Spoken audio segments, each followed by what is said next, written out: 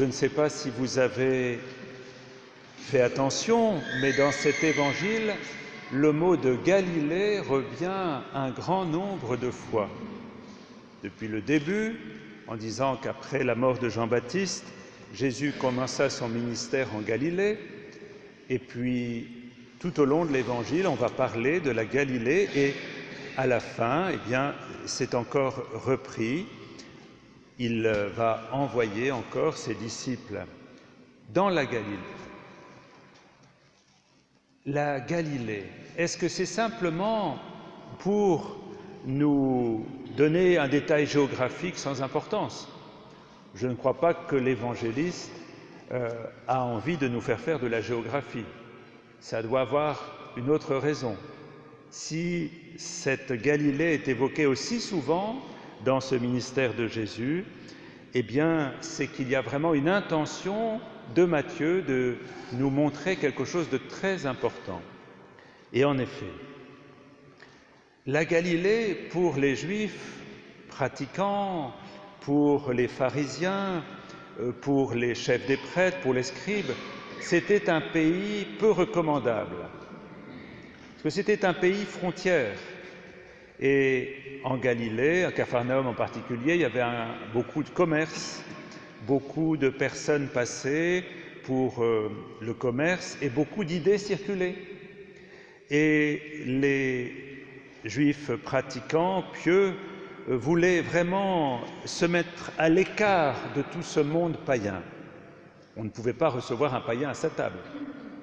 Il ne fallait absolument pas que la foi pure d'Israël puisse être entachée par des idées extérieures et qu'elle puisse être comme diminuée de l'intérieur, qu'elle soit comme abîmée. Donc il fallait se maintenir à distance. Et la Galilée, pour les Juifs de Jérusalem, c'était vraiment un pays mauvais. Un pays mauvais parce que dangereux pour la foi. Et les Galiléens étaient très mal considérés. Jérusalem, au contraire, était représenté comme un lieu où on était protégé des influences extérieures et où on pouvait être comme abrité dans un giron où on savait qu'il n'y avait pas trop de danger. Alors voilà que Jésus va passer toute sa jeunesse en Galilée, dans ce pays mauvais. Vous savez, jusqu'à son ministère, le commencement de son ministère, il est avec ses parents en Galilée. Et puis, il va commencer son ministère en Galilée, on dit qu'il s'installe à Capharnaüm, et là, il commence sa mission dans vraiment plein cœur de la fournaise, on peut dire. Et à la fin de l'Évangile, le Christ va dire aux disciples, après sa mort et sa résurrection, il ne va pas leur dire « Attendez-moi à Jérusalem », il va dire « Allez en Galilée, et de là, je vais vous envoyer en mission. » Vous voyez, la Galilée, c'est vraiment central, c'est vraiment pas bien vu, et c'est mis au centre par le Christ comme un lieu important, essentiel. On dit aussi que c'est sur la montagne de Galilée qu'il y aura ce festin messianique où tous pourront se rassembler, toutes les nations. Alors le message est fort et il est surprenant. Et pour les Juifs pratiquants, les Juifs pharisiens, il y a quelque chose de tout à fait impossible que le Messie soit un Galiléen. Le Messie ne peut pas venir de cette contrée mauvaise. Et rester en Galilée, ce n'est pas une bonne chose. Alors qu'est-ce qui se passe en Galilée? Pourquoi le Christ commence en Galilée et insiste sur cette Galilée? Parce que quand on est trop sûr de soi, quand on est dans ses certitudes, dans ses fermetures, quand on veut toujours être avec des gens qui pensent comme nous, c'est difficile de s'ouvrir à la nouveauté. Or, le Christ vient pour apporter toute nouveauté. Et dans ce lieu, un peu ce lieu de brassage, les idées circulent et les gens ont le cœur ouvert aux nouveautés.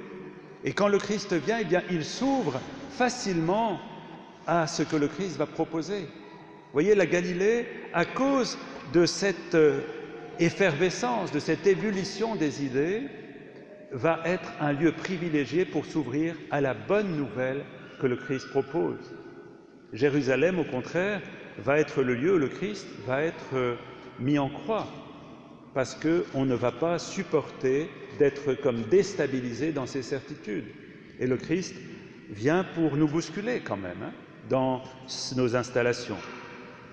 Alors voilà, première partie, il y a ce mot de conversion.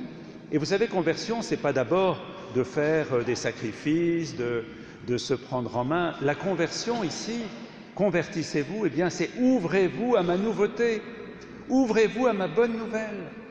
C'est un mot de libération. Conversion, ça veut dire tournez-vous vers ce que je vous propose. Convertissez-vous. Voilà ce que le Christ dit aux Galiléens.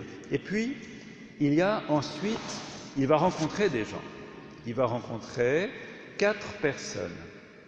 Il rencontre des gens qui sont en train de pêcher, Pierre et André, son frère, Jacques et Jean, son frère, qui sont dans leur barque en train de pêcher.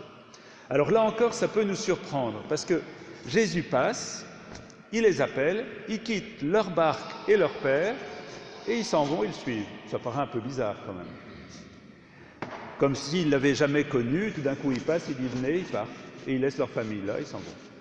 Bon, ça ne veut pas, ce n'est pas un reportage. De même que tout à l'heure on n'était pas là pour faire de la géographie, maintenant on n'est pas là pour faire un reportage avec caméra. Ça a un sens aussi. Ça a le sens que c'est Jésus qui appelle. Ce n'est pas nous qui décidons de suivre Jésus. Si on le suit, ce n'est pas ce qu'il nous appelle. Alors vous voyez, ça c'est très nouveau aussi, et c'est vraiment une nouveauté qu'a donné le Christ. Parce que jusque-là, quand vous aviez des rabbins, des maîtres bien connus en Israël, qui circulaient avec leurs idées, qui enseignaient, eh bien les disciples allaient vers eux en disant « Maître, est-ce que nous pouvons te suivre? Nous aimerions être ton disciple. » Pour Jean-Baptiste, ça a été comme ça. Les gens sont allés voir Jean-Baptiste et lui ont dit « Est-ce que tu permets qu'on se mette dans ton groupe ?» Avec Jésus, c'est tout à fait différent. Jésus passe et appelle. D'ailleurs, à un moment, dans l'Évangile, un jeune va vouloir le suivre, il va dire « Rentre chez toi, tu me suivras plus tard. Pour le moment, c'est moi qui décide quand j'appelle et qui j'appelle. » Vous voyez, c'est très important, parce que ça veut dire que ce qui est premier en christianisme, pour nous, dans notre foi, c'est l'amour de Dieu, l'appel de Dieu. Ce n'est pas d'abord nos mérites, nos bonnes intentions, nos désirs de faire bien. C'est que le fait que le Seigneur, quand il passe, où que l'on en soit, qu'on soit très élevé ou très pauvre dans notre vie intérieure, son appel va suffire à faire de nous des disciples. Même si on est de grands pécheurs, si le Christ nous regarde, actuellement on parle de la béatification de Jacques Fesch, vous savez, qui avait été guillotiné, un des derniers guillotinés. Il risque d'être béatifié, parce que le Seigneur appelle qui il veut à le suivre. Il a bien appelé Zachée, il est descendu, c'est Zachée, ce n'était pas un modèle de vertu. Il a appelé Marie-Madeleine. Et puis le Saint-Pierre, quand il a, après être tombé, avoir chuté, il l'a appelé à devenir le premier pape. Vous voyez, le Christ, son appel suffit. Il va dans la Galilée profonde, là où c'est un peu embrouillé, et il appelle à le suivre. Parce que le Christ, il aime, il porte l'amour de Dieu pour chacun, et cet amour suffit à nous rendre dignes. Quand on dit dans la messe, « Seigneur, je ne suis pas digne de te recevoir », mais dis seulement quoi? Une parole, et je serai guéri. C'est l'amour de Dieu qui nous rend dignes, ce n'est pas nos vertus. Alors vous voyez, c'est quand même quelque chose qui est très consolant. Et au début de la création, quand Dieu parle, il crée. Dieu dit, et cela est, vous savez, dans le récit de la Genèse. Eh bien, quand le Christ nous dit « Je te fais disciple, suis-moi », eh bien, il fait de nous des disciples. On n'a plus aucune excuse, parce que c'est son appel qui nous crée disciples. Ce n'est pas notre mérite ou nos vertus. Alors, qu'est-ce qu'il nous reste à faire, à votre avis? Si c'est le Christ qui fait tout par son appel, ben, si on n'accepte pas son appel, il n'y peut rien. Donc, ce que nous avons à faire, c'est d'accueillir cet amour gratuit qui nous est donné. Et ce qui est très beau, vous voyez, c'est que ces hommes qui vont être appelés vont le suivre avec ce qu'ils sont, avec leurs limites. Ce ne sont pas des grands scientifiques, ce ne sont pas des personnes très instruites, ils sont pêcheurs, ils connaissent leur métier. Eh bien, il dit avec vous, je vais faire des pêcheurs d'hommes.